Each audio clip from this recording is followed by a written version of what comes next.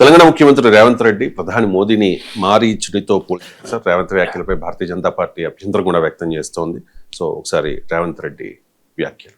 मारीच ने आया था ना सीता माँ को उठाने के लिए, ये मोदी जी भी अभी संविधान को उठाने के लिए ये पूरा भारतीय जनता पार्टी एनडीए ने कोशिश कर रहे हैं, वो कोशिश तो कामयाब नहीं होने देंगे। मारीच ने आया था ना सीता माँ को उठाने के लिए, ये मोदी जी भी अभी संविधान को उठाने के लिए ये पूरा भारतीय जनता पार्टी एनडीए ने कोशिश कर रहे हैं, वो कोशिश तो कामयाब नहीं। రైట్, రేవంత్ వ్యాఖ్యలపై భారతీయ జనతా పార్టీ అభ్యంతరం వ్యక్తం చేస్తోంది. సార్, రాజ్యాంగబద్ధ పదవిలో ఉన్న ప్రధానిని విమర్శించడం కాదు అంటూ ఉన్నారు Bharatiya Janata Party national spokesperson Poonawalla. So ఒకసారి పూనవాలా బయట కూడా. रेवंत रेड्डी उनकी तुलना मरीच राक्षस से करते हैं। ये पहली बार नहीं है, और ये वही रेवंत रेड्डी है जो बोलते हैं कांग्रेस मीन्स मुस्लिम्स।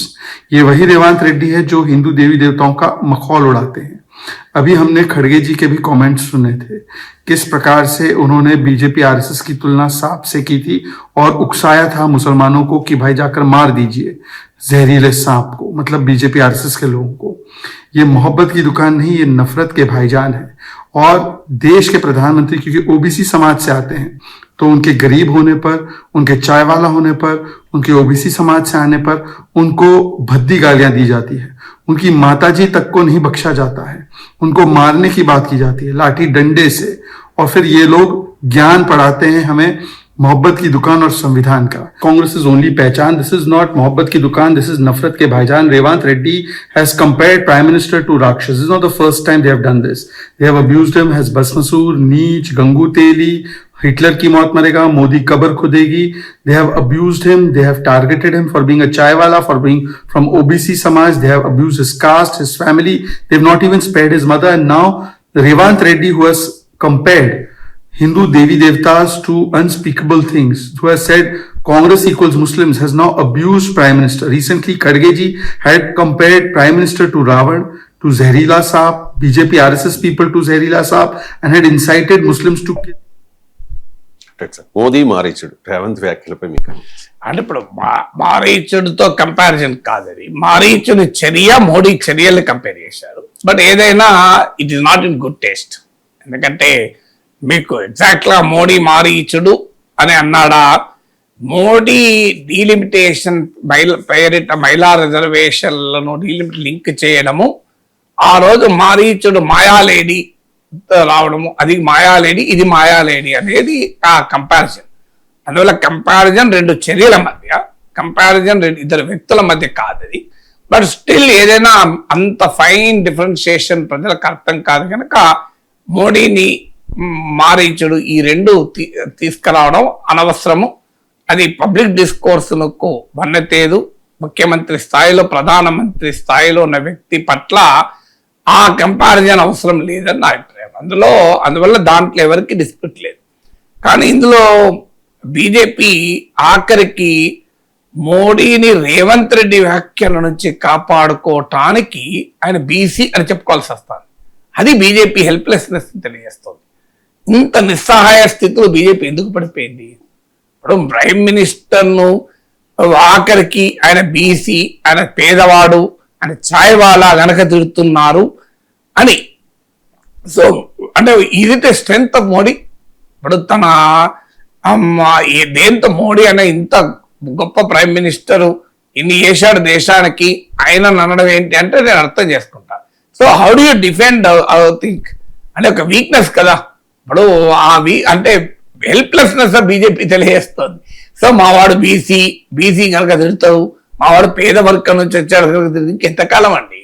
ఆయన 12 ఏళ్ళుగా దేశ ప్రధాని, ఇంకా ఆయన బ్యాక్వర్డ్, ఆయన పూర్ అని చెప్పి డిఫెండ్ చేసుకోవాల్సిన స్థితికి బీజేపీ ఎందుకు నెట్టివేయబడింది అనేది నాకు ఆశ్చర్యం. So defend Modi from his position of strength. So దాన్ని ఆయన చేసిన పాలసీస్తో డిఫెండ్ చేసుకోండి, ఆయన స్ట్రెంగ్త్తో డిఫెండ్ చేసుకోండి. కానీ ఈ రకంగా ఒక హెల్ప్లెస్నెస్ను డెమాన్స్ట్రేట్ చేస్తే బీజేపీకి నష్టం. తర్వాత రేవంత్ రెడ్డి ట్రాప్లో కూడా బీజేపీ పడ్డట్లున్నది. రేవంత్ రెడ్డి మీరు ఈ మధ్య గమనించండి జాగ్రత్తగా, ఇఫ్ ఐఎమ్ రాంగ్ కరెక్ట్ మీ, ఈ మధ్య కేసీఆర్ అన్నాక మోడీ ఎక్కుంటున్నాడు. అంటే బహుశా తనకు రాష్ట్ర రాజకీయాలు అయిపోయిందిగా, తాను కన్సాలేట్ అయ్యాను గనక దేశ రాజకీయాల్లో కూడా గుర్తింపు కొరకు రేవంత్ రెడ్డి ఒక ప్రయత్నం చేస్తున్నాడా?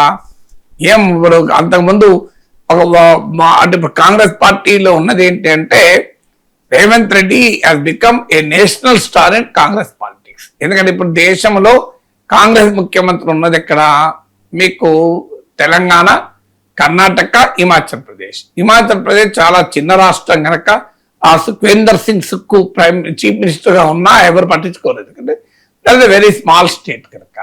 కర్ణాటక ముఖ్యమంత్రి సిద్ధరామయ్య మీకు ఆయన తన ముఖ్యమంత్రి పదవి కాపాడుకోవడంలోనే నిమగ్నమై ఉన్నాడు. ఈ జాతీయ రాజకీయాలు, మోడీతో ఫైట్ ఆ ఓపిక లేదనుకో, ఆ శివకుమార్ తో ఫైట్ తోనే సరిపోతుంది. తర్వాత ఏది రీత్యా కూడా ఆయన పెద్దవాడు కనుక దాదాపు ఇది coming to the end of his political carrier. ఇప్పటికే ఆయన కొడుకుడు ఈ మధ్య ప్రకటించాడు అది లాస్ట్ ఎలక్టోరల్ బ్యాటిల్ మా ఫాదర్ కొని. సో అందువల్ల మీకు సిద్ధరామయ్యతో పోలిస్తే రేవంత్ రెడ్డి ఇది యంగ్ అండ్ ఎనర్జెటిక్. ఆయనకు అక్కడ శివకుమార్ తో ఫైట్ అనేది సరిపోతుంటే ఇక్కడ రేవంత్ రెడ్డికి ఆ ప్రాబ్లం లేదు. అందువల్ల తెలంగాణ ఒక వైబ్రెంట్ స్టేట్, ఒక దేశ రాజకీయాల్ని అట్రాక్ట్ చేయాలి అనే రేవంత్ రెడ్డి వ్యూహంకి బీజేపీ బ్రహ్మాండంగా పడిపోతుంది. అందువల్ల ఇప్పుడు చూడండి, ఆఖరికి రేవంత్ రెడ్డి ప్రశ్నిస్తే ఎవరు రియాక్ట్ అయ్యారు? బీజేపీ జాతీయ ప్రతినిధి రియాక్ట్ అయ్యారు. అంటే రాహుల్ గాంధీ విమర్శిస్తే ఎవరు రియాక్ట్ కావాలో రేవంత్ రెడ్డి విమర్శిస్తున్నా వాళ్ళు రియాక్ట్ అయ్యారు. ఇక లోకల్ గా బీజేపీ అధికార రాష్ట్ర ప్రతినిధులు లేరా? బీజేపీకి తెలంగాణలో లీడర్ లేరా? వాళ్ళు తెలంగాణ రామచంద్రరావు రియాక్ట్ కావాల్సింది ఏకంగా జాతీయ అధికార ప్రతినిధి రియాక్ట్ చేయించారంటే రేవంత్ సక్సీడెడ్ ది స్ట్రాటజీ కదా. So you want to come to the national focus. So తెలుగులో కాకుండా ఇంగ్లీష్ లో, హిందీలో బీజేపీ విమర్శించింది అంటే అర్థం అవుతుంది. సో అందువల్ల Revanth Reddy should be happy. Yes, నేను మారీచుతో పోల్చడం వల్లనే ఈ వ్యవహారం నాకు నేషనల్ గుర్తింపు వచ్చింది అని. ఎందుకంటే మోడీతో ఎవరు గట్టిగా పోరాడితే వాళ్ళకి జాతీయ రాజకీయాల్లో గుర్తింపు వస్తుంది కదా. రాహుల్ గాంధీ గుర్తింపు అలాగే తమనపడుతున్నారు కదా. ఒకప్పుడు అరవింద్ కేజ్రీవాల్ కాశీకి వెళ్ళిపోయినారు, వారణాసికి వెళ్ళి పోటీ చేసింది కూడా అందుకే కదా. సో అందువల్ల నేషనల్ పాలిటిక్స్ లోనే ఒక చీఫ్ మినిస్టర్ గా ఒక బలమైన రోల్. ఎందుకంటే చంద్రబాబు నాయుడు రేవంత్ గురువు, బహుశా చంద్రబాబు నాయుడు బాటలో నడుస్తున్నట్టున్నాడు. Chandrababu Naidu is the only regional leader. మీ దేశ రాజకీయాల్లో చూడండి, జాతీయ రాజకీయాల్లో ఒక సుదీర్ఘ కాలం కీలక భూమిక పోషించిన ప్రాంతీయ నాయకుడు ఎవరైనా ఉన్నారంటే ఒక చంద్రబాబు నాయుడే, ఇంకెవరు లేరు. మీరు గమనించండి. United front convener Chandrababu Naidu, NDA 1 convener Chandrababu Naidu. ఇప్పుడు అయిపోయిందిగా 2019లో తెలుగుదేశం ఓటమితో చంద్రబాబు నాయుడుకు రాష్ట్రంలోనే దిక్కు లేదు, దేశంలో ఎక్కడ అనే విమర్శలు వచ్చాయి. కానీ కమ్ బ్యాక్ కదా. ఇలా చంద్రబాబు నాయుడు పని అయిపోయింది అనుకున్నప్పుడల్లా ప్రూవింగ్ అండ్ కమింగ్ బ్యాక్. ఇప్పుడు 2024 ఎలక్షన్లు ఏమైంది?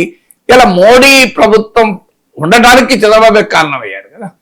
మీరు ఇప్పుడు ఆయన ఎన్డీఏ 2 గవర్నమెంట్ టీడీపీ కనుక విడ్రా చేసుకుంటే పడిపోతుంది మోడీ గవర్నమెంట్. అంత ఇన్ఫ్లుయెన్షియల్ అయ్యారు చంద్రబాబు నాయుడు. సో అందువల్ల బహుశా రేవంత్ రెడ్డి చంద్రబాబు నాయుడు కాలేజీలో చదివాడు కనుక, సో చంద్రబాబు నాయుడు కాలేజీలో చదివాడు, జాబ్ ఆయన భాషలో చెప్పాలంటే నా స్కూలింగ్ మోడీ దగ్గర, కాలేజ్ చంద్రబాబు నాయుడు దగ్గర, ఉద్యోగం రాహుల్ గాంధీ దగ్గర అని.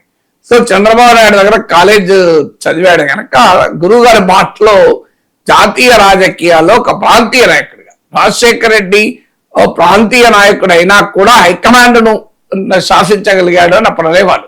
కానీ రాజశేఖర రెడ్డి ఎప్పుడు రాష్ట్రం వదిలి తన పొలిటికల్ గేమ్ ఆడలే.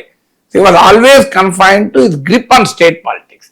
తన రాజకీయ క్షేత్రంలోకి హైకమాండ్ రాకుండా జాగ్రత్త పడ్డాడు తప్ప జాతీయ రాజకీయాల్లో పాత్ర పోషించాలని రాజశేఖర రెడ్డి ఎప్పుడు ప్రయత్నించేది. కానీ రేవంత్ రెడ్డి ఒక రకంగా కాంగ్రెస్ ముఖ్యమంత్రిగా ఉంటూ జాతీయ రాజకీయాల్లో పాత్ర పోషించాలి. ఎందుకంటే అందరికీ తెలుసు Revanth Reddy is a very aspirational leader. నేను ఇద్దరు కూడా చెప్పాను కదా, 2007లో he was my colleague in the council, నా పక్క సీటు.